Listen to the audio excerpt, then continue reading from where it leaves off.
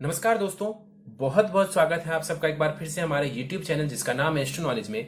दोस्तों, आज की इस वीडियो में हम एक 20 वर्ष युवती की कुंडली का विश्लेषण करने वाले हैं जिन्होंने अपने बर्थ डिटेल्स मेरे साथ शेयर किए हैं और एस्ट्रोलॉजी के माध्यम से ये अपने जीवन से जुड़े हुए कुछ महत्वपूर्ण प्रश्नों के उत्तर जानना चाहती हैं और साथ ही साथ चाहती हैं कि मैं इनकी कुंडली का पूर्ण विश्लेषण करूं।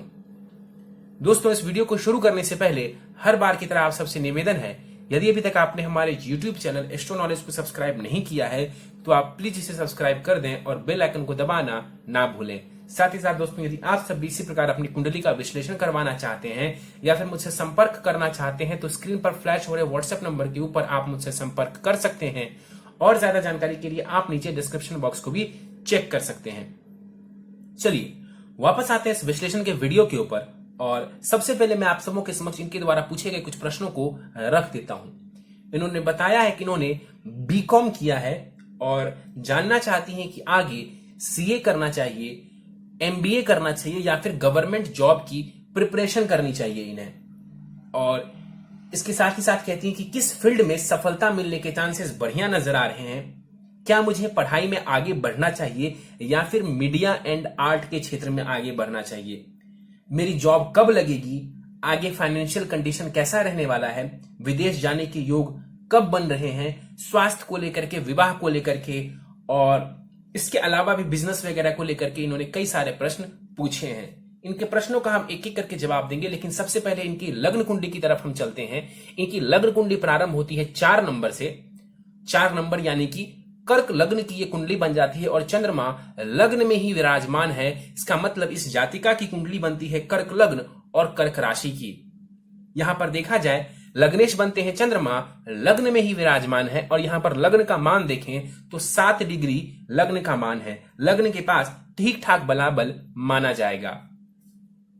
कर्क लग्न, कर्क लग्न यानी कि चंद्रमा के द्वारा अधिपत्य किया जाने वाला लग्न। ऐसे जातक या जातिकाओं के स्वभाव की बात करें तो मूलतः ऐसे लोग सौम्य स्वभाव के होते हैं, किसी का बुरा नहीं करते, इमोशनल होते हैं, भावना प्रधान होते हैं, किसी की बातों में आकर के अपना नुकसान कई बार ये कर डालते हैं।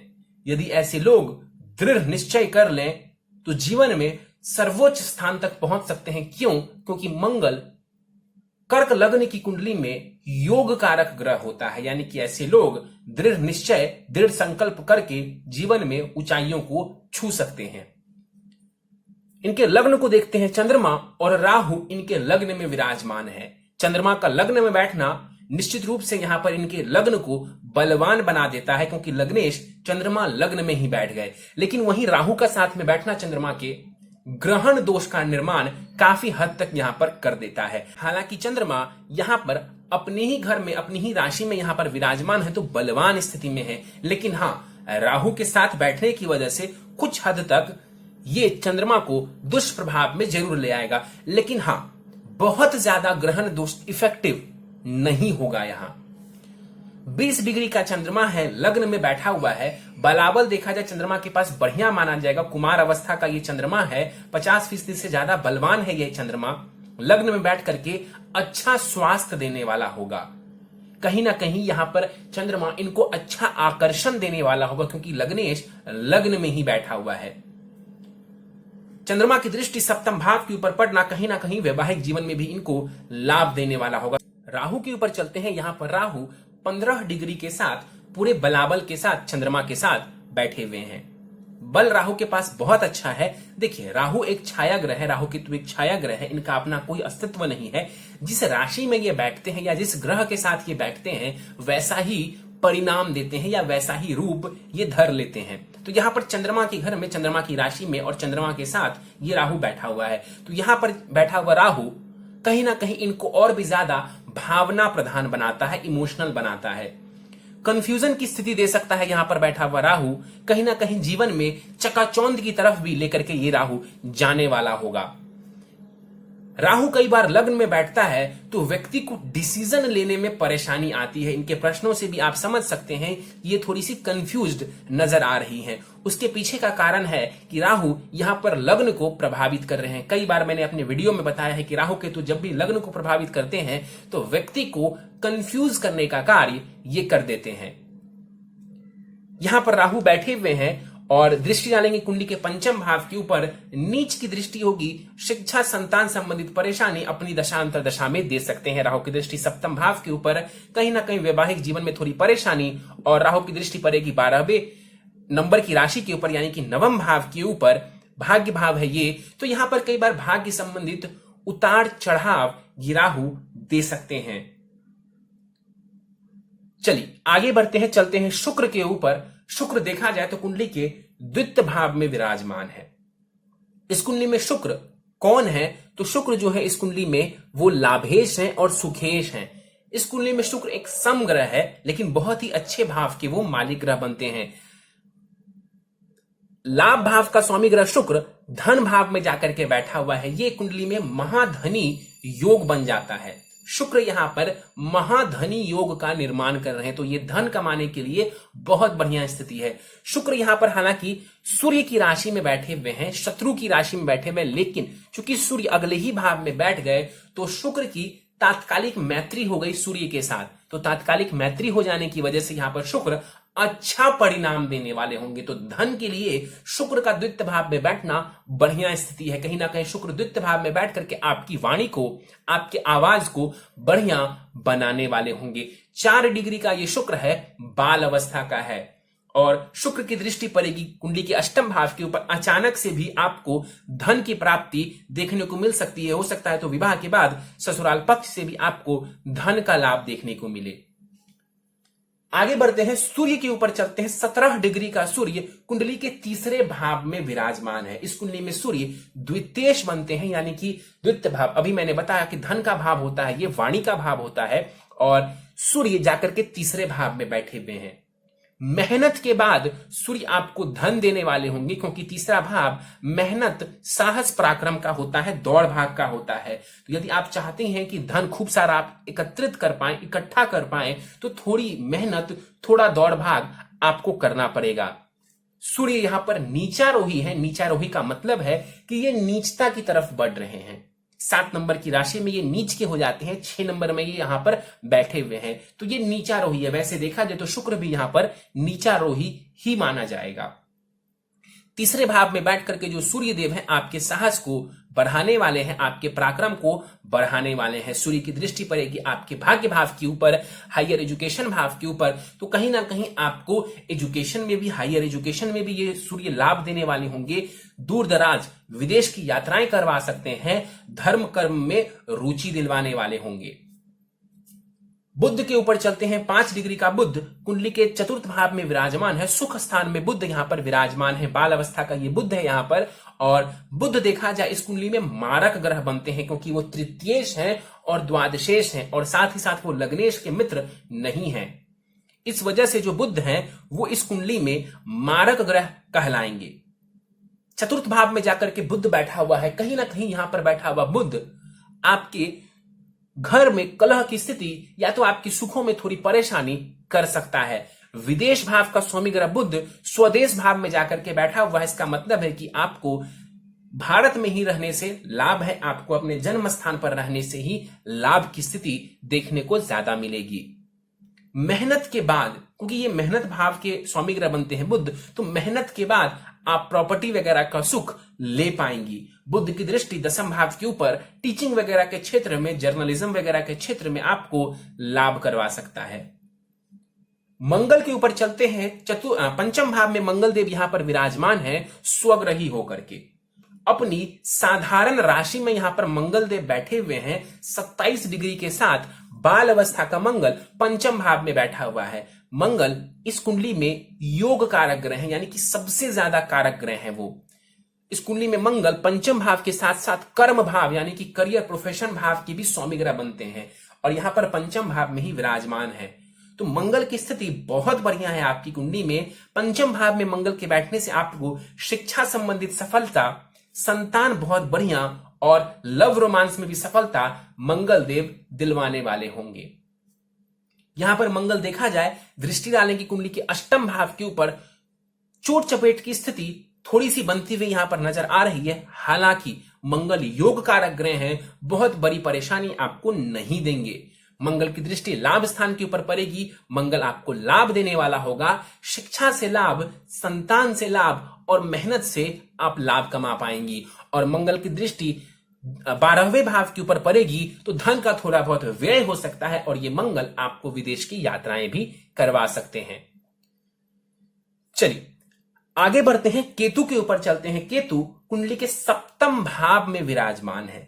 सप्तम भाव विवाह का होता है, पार्टनरशिप का होता है। आपकी कुंडली में सप्तम भाव आपके पति का होगा। यहां पर केतु बैठे हुए हैं शनि की राशि में, और शनि कैसे हैं तो नीच की राशि में दसम भाव में जाकर के बैठे हुए। केंद्र में तो जरूर है शनि, लेकिन नीच की राशि में बैठा हुआ है, इसलिए केतु बहुत सर्वश्रेष्ठ रिजल्ट यहां नहीं दे पाएगा।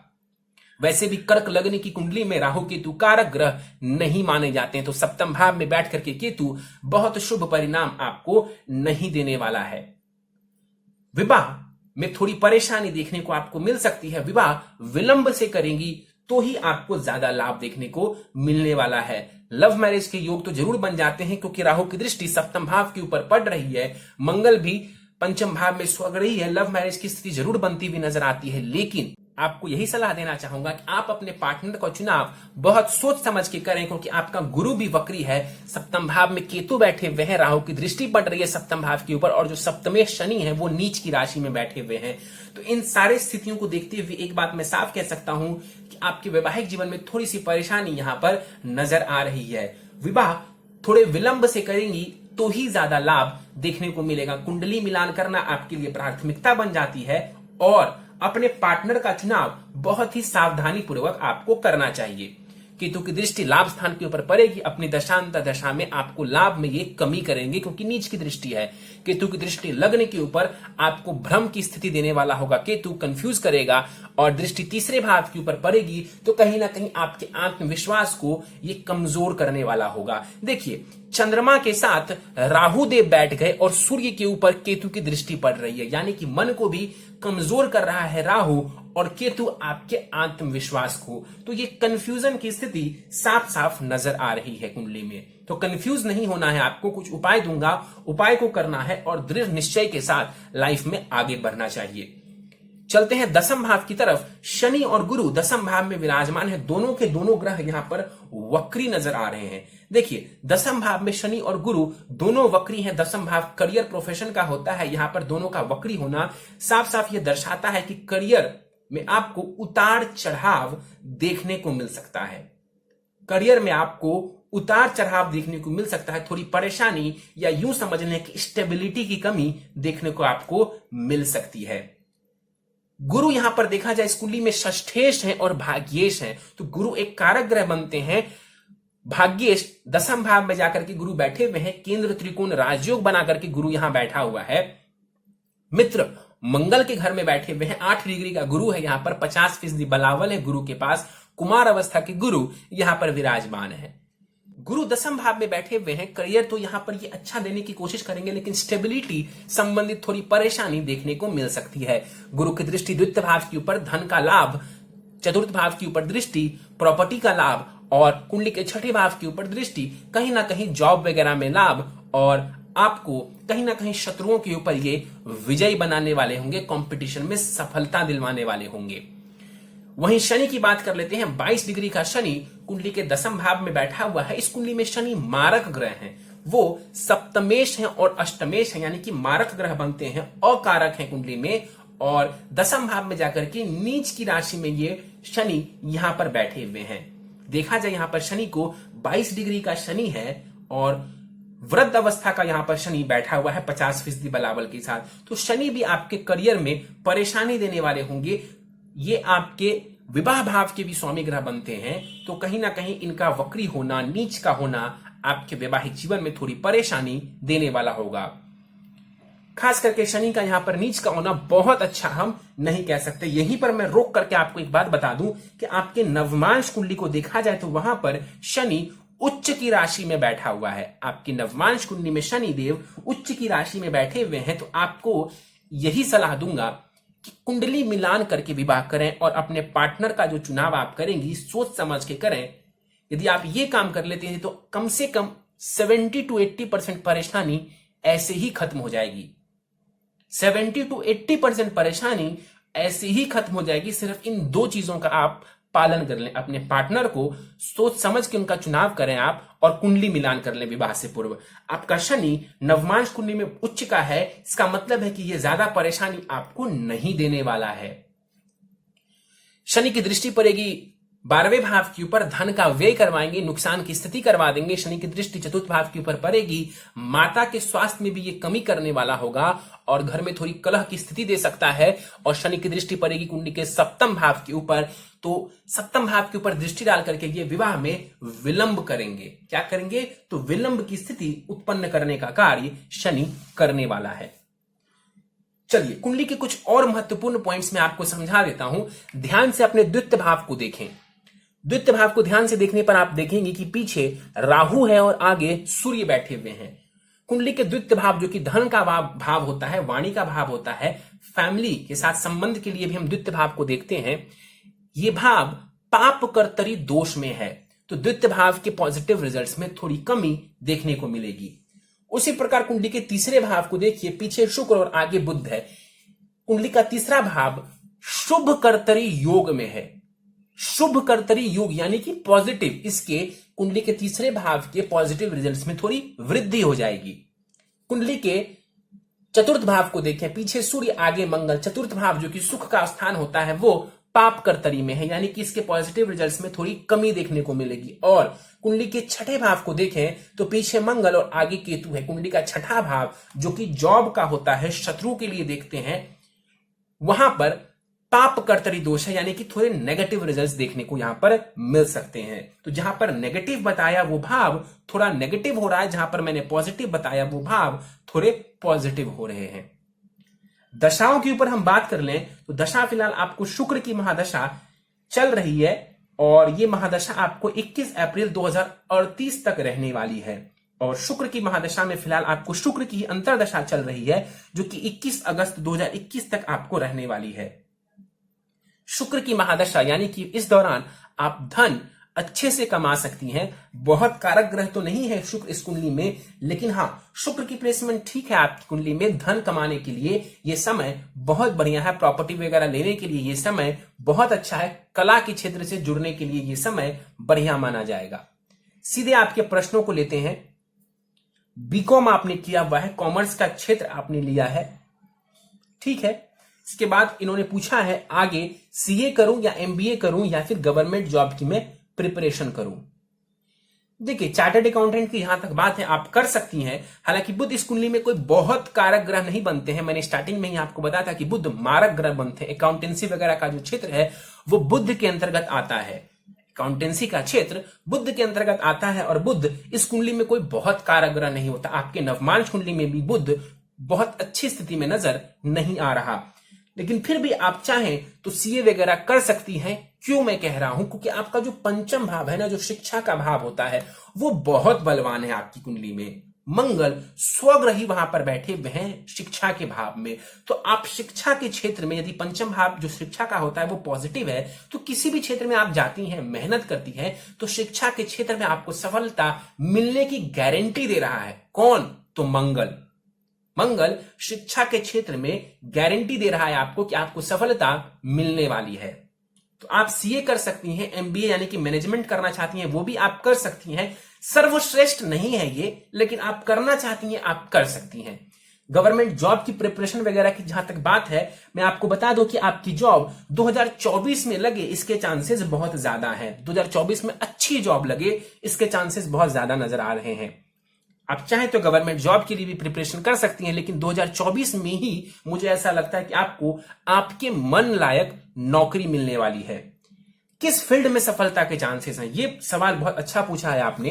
देखिए टीचिंग के क्षेत्र में आप बढ़िया कर सकती हैं, टेक्निकल क्षेत्र में आप बढ़िया कर सकती हैं, क्योंकि मंगल टेक्निकल क्षेत्र को दर्शाता है और इसके अलावा मैनेजमेंट, जो कि आपने पूछा एमबीए वगैरह, तो मैनेजमेंट का क्षेत्र भी आपके लिए ठीक ठाक है, आप मैनेजमेंट के क्षेत्र में भी बढ़िया कर सकती हैं। तो इन तीनों क्षेत्रों में से आप किसी में भी चुनाव करें, आपको बढ़िया लाभ मिलेगा। जहां तक मैं समझ पा रहा हूं कि अब आप टेक्निकल क्षेत्र में तो नहीं जा सकती हैं, तो आप मैनेजमेंट के फील्ड में आगे बढ़ जाइए और टीचिंग का रास्ता तो आगे भी आपके लिए ओपन रहने वाला है। पढ़ाई में आगे बढ़ूं या फिर मीडिया एंड आर्ट में, देखिए ये जो सवाल आपने पूछा है कि मैं मीडिया एंड आर्ट में बढ़ूं आगे, ये सवाल कहीं ना कहीं शुक्र ने दिया है आपको। ये सवाल शुक्र ने दिया है और शुक्र की महादशा आपको अप्रैल 2018 के बाद आई है। तो अप्रैल 2018 के बाद ही कहीं ना कहीं आपके मन में इस तरीके के विचार ज्यादा उत्पन्न हुए कि मुझे मीडिया और आर्ट्स की तरफ भी जाना चाहिए। आप जा सकती हैं, आपको नुकसान नहीं होगा। भटकिए मत। देखिए मैं फिर से कहता हूं, राहु लग्न में बैठा हुआ है, आपको भटकाएगा, भटकिए मत। मैं बार बार कह रहा हूं कि 2, 3 या 4 चीजों के भी योग हैं। आपका जो मन कहता है आप उस तरफ जाइए, उस तरफ जाइए, आपको सफलता मिल जाएगी। मीडिया आर्ट्स की तरफ भी आपको सफलता मिल जाएगी, अच्छा खासा धन आप अर्जित कर सकती हैं। नौकरी कब लगेगी इन्होंने पूछा, 2024 में आपको बढ़िया नौकरी लगेगी। मन लायक नौकरी की बात करें तो 2024 में आपकी नौकरी बहुत बढ़िया लगने वाली है। आगे फाइनेंस कैसा रहेगा, बहुत अच्छा रहेगा। महाधनी योग है कुंडली में, बहुत ज्यादा चिंता करने की आवश्यकता नहीं है। और विदेश जाने की योग हैं, और यदि है तो वो कब है। देखिए विदेश जाकर के बसने का तो कोई योग नजर नहीं आ रहा। विदेश जाकर के घूमना फिरना चाहें आप जा सकती हैं, और उसके योग भी 2024 के आसपास ही बनते हुए नजर आ रहे हैं। फिलहाल बहुत ज्यादा योग नजर नहीं आ रहा। इस कुंडली में विदेश में जाकर के बसने का कोई योग नहीं है। इसके बाद इन्होंने पूछा है मेरा स्वास्थ्य कैसा रहेगा, क्या कुंडली में एक्सीडेंट की योग है या फिर नहीं। जान लीजिए एक बात को, एक्सीडेंट जैसा कोई बहुत बड़ा योग आपकी कुंडली में नहीं है, छोटे मोटे चोट चपेट के योग है। मैंने बताया था कि मंगल आपकी कुंडली के अष्टम भाव को देख रहा है, इसका ये बिल्कुल मतलब नहीं है कि कोई भयंकर एक्सीडेंट आपका होने वाला है। याद रखिए मंगल योग कारक ग्रह है इस कुंडली में, मारक नहीं है। यदि मंगल मारक होता तो मैं कहता कि जी हां कोई बड़ा एक्सीडेंट हो सकता है, लेकिन मंगल योग कारक ग्रह है, बहुत बढ़िया प्लेसमेंट में बैठा हुआ है, तो ये चोट चपेट हल्का लगा सकता है, उससे आपको परेशान होने की आवश्यकता नहीं है। और आपका लग्न बलवान है, लग्नेश चंद्रमा बलवान है, तो स्वास्थ्य के लिए भी आपको कोई बहुत ज्यादा परेशान होने की आवश्यकता नहीं है। पेट संबंधित रोग आपको परेशान करेंगे, उसके लिए आपको अपने खान पान का ध्यान रखना चाहिए। विवाह के योग के बारे में ये जानना चाहती हैं और जानना चाहती हैं कि लव मैरिज या अरेंज मैरिज की योग है। देखिए लव मैरिज का योग साफ साफ नजर आ रहा है, परिवार के अगेंस्ट जाकर के भी आप विवाह करने वाली होंगी। आप विवाह कैसे भी करें, उन 2 बातों का जो मैंने आपको स्टार्टिंग में बताया था विवाह के लिए, उनका आपको ख्याल रखना है। और विवाह विलंब से करें, 27-28 के आसपास करें, विलंब से विवाह करें, वही आपके लिए सर्वश्रेष्ठ रहेगा। हड़बड़ी करेंगी, जल्दबाजी करेंगी, आपके लिए ये नुकसानदायक रहेगा। फाइनेंशियली मैं इंडिपेंडेंट कब तक हो जाऊंगी, शुक्र की महादशा चल रही है। जैसे जैसे ये समय बीतता जाएगा आप देखेंगे कि आपके सामने धन अर्जित करने के मौके आ रहे हैं। तो फाइनेंशियली इंडिपेंडेंट होने का जो समय है वो प्रारंभ हो चुका है, और मुझे ऐसा लगता है कि 2021 या 2022 में वो समय आने वाला है जब आप काफी हद तक जो है फाइनेंशियली स्ट्रांग हो जाएंगी। 2022 में खास करके जो है आप फाइनेंशियली स्ट्रांग हो जाएंगी। और जो मैंने आपको बताया था कि 2024 में आपकी बहुत बढ़िया नौकरी लगने वाली है, फिर तो आप हर प्रकार से फाइनेंशियली इंडिपेंडेंट होने वाली हैं। ट्रैवलिंग के योग कैसे हैं, देखिए आप ट्रैवल कर सकती हैं, उसमें कोई खास परेशानी नहीं है। राहु लग्न में है, नवम भाव के ऊपर दृष्टि डाल रहा है, विदेश वगैरह की यात्राएं भी आप कर सकती हैं। विदेश में जाकर के बसना कोई आपके लिए लाभदायक नहीं है। पति मेरे कैसे होंगे, किस प्रोफेशन में होंगे, देखिए पति कैसे होंगे इसके लिए कहीं ना कहीं योग थोड़े से बहुत स्ट्रांग नजर नहीं आ रहे। जो सप्तम भाव है, जो सप्तमेश है और जो गुरु है, उसकी स्थिति बहुत जबरदस्त नहीं कह सकते हैं। तो पार्टनर का चुनाव थोड़ा ध्यान से करें। और उनके प्रोफेशन की बात कहें तो वो टीचिंग के फील्ड में या फिर मीडिया के फील्ड में हो सकते हैं, इसके चांसेस थोड़े से ज्यादा हैं। कुंडली में बिजनेस का योग है या फिर नहीं, कम योग है, बिजनेस आपको नहीं करना चाहिए। मैं आपको सलाह नहीं दूंगा कि आप बिजनेस की तरफ फिलहाल सोचें। और आखिरी में इन्होंने बताया कि मैंने जड़कन धारण किया है, आप भी कुछ उपाय बताएं। जड़कन शुक्र का रत्न होता है, लेकिन यह बहुत पावरफुल रत्न नहीं माना जाता। उपाय पर जाने से पहले आपकी नवमांश कुंडली मेरे समक्ष, आपकी नवमांश कुंडली यहां पर कन्या लग्न की बन जाती है और गुरु सूर्य दशम भाव में है। ये टीचिंग के फील्ड में जॉब के लिए बहुत बढ़िया है, सरकारी नौकरी के लिए बढ़िया स्थिति नजर आ रही है, शुक्र की स्थिति बढ़िया नजर आ रही है कुंडली में, मंगल भी ठीक है और बुध वहां पर राहु के साथ जाकर के शत्रु राशि में बैठा हुआ। ये वीक पॉइंट बनता है कहीं ना कहीं चार्टर्ड अकाउंटेंट वगैरह के लिए। और शनि का उच्च का होना सबसे पॉजिटिव बात है आपके नवमांश चार्ट की। सबसे पॉजिटिव बात यदि नवमांश कुंडली की कहें तो वो शनि का उच्च का होना। इसका मतलब है कि यदि आप विचार विमर्श करके परिवार वालों के साथ थोड़ी समझदारी से विवाह में आगे बढ़ती हैं तो आपका विवाह बढ़िया रहने वाला है। हड़बड़ी करेंगी, इग्नोर करेंगी कुंडली मिलान जैसे चीजों को तो परेशानी साफ साफ नजर आ रही है। तो समझदारी दिखाएं, आपको लाभ होगा। सीधे उपाय पर चलते हैं। ओपल रत्न, ये शुक्र का रत्न है। यदि जड़कन ने आपको लाभ दिया है तो आप चेंज मत करिए, आप उसको धारण करके रख सकती हैं। नहीं तो आप ओपल रत्न, ये भी शुक्र का ही है, इस रत्न को आप धारण करें। 7 रत्ती के आसपास ओपल रत्न आपको धारण करना चाहिए। दाहिने हाथ की मध्यमा उंगली में आप इसे धारण कर सकती हैं और आप चाहे तो इसे बाएं हाथ में, यदि आप वर्किंग नहीं है तो आप लेफ्ट हैंड में भी इसे धारण कर सकती हैं।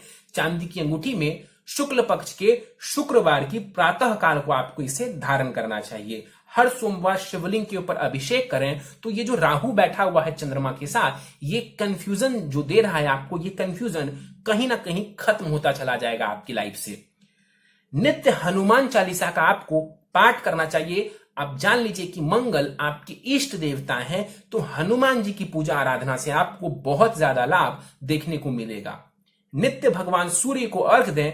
गायत्री मंत्र का कम से कम 21 बार जाप करें वहीं पर खड़े होके। और आखिरी उपाय है आपके लिए, शुक्र की महादशा आपको चल रही है तो शुक्र के मंत्र ओम शुम शुक्राय नमः, इस मंत्र का भी नित्य कम से कम 1 माला जाप आपको रोजाना करना चाहिए। इससे आपको बहुत लाभ देखने को मिलेगा। चलिए तो दोस्तों, ये था इस 20 वर्ष युवती की कुंडली का विश्लेषण। मुझे उम्मीद है कि आपको हमारा यह कुंडली विश्लेषण का वीडियो पसंद आया होगा। यदि वीडियो पसंद आया तो आप इसे लाइक करें, शेयर करें। अभी तक आपने हमारा YouTube channel astro knowledge subscribe नहीं किया है तो आप प्लीज इसे सब्सक्राइब कर दें और बेल आइकन को दबाना ना भूलें। साथ ही साथ दोस्तों, यदि आप सब इसी प्रकार अपनी कुंडली का विश्लेषण करवाना चाहते हैं या फिर मुझसे संपर्क करना चाहते हैं तो स्क्रीन पर फ्लैश हो रहे व्हाट्सएप नंबर के ऊपर आप मुझसे संपर्क कर सकते हैं। और ज्यादा जानकारी के लिए आप नीचे डिस्क्रिप्शन बॉक्स को भी चेक कर सकते हैं। इस वीडियो में फिलहाल इतना ही दोस्तों, आप सभी का बहुत बहुत धन्यवाद।